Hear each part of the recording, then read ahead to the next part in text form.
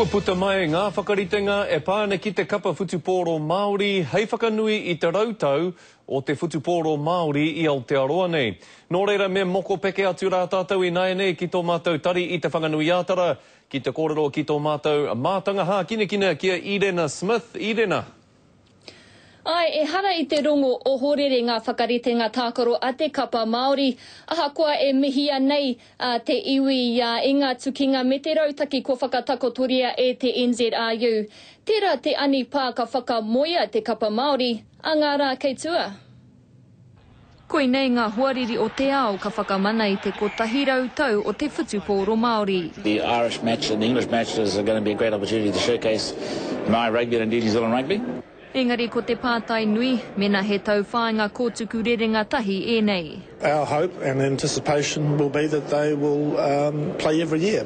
We need to make sure, though, that the opposition that they play are up to the standard of playing against the New Zealand Māori side.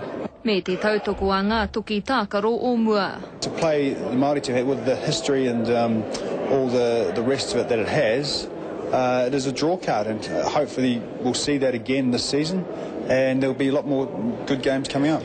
He tuatahitanga te tuki atu a te kapa Māori kia Airangi, a hei tārua te poki kua mau i te poraka Māori, me te poraka o Munster i Airangi, kei whia mai. Hoki ngā whakaaro i tērā tau, pehi mai tō tātou tima, engari tēnei rau, kei te whakanui tō tātou tima, he kaupapa tino pai.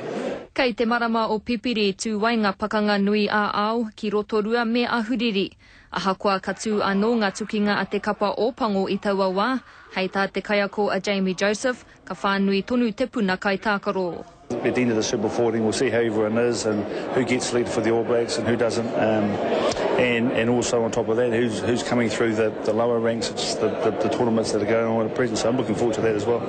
Ko te tikanga e toru ke ngā tākaro ka whakahingoatia i te rā nei, engari kei te whiriwhiri tonu te tākaro tuatahi katu ki whāngarei.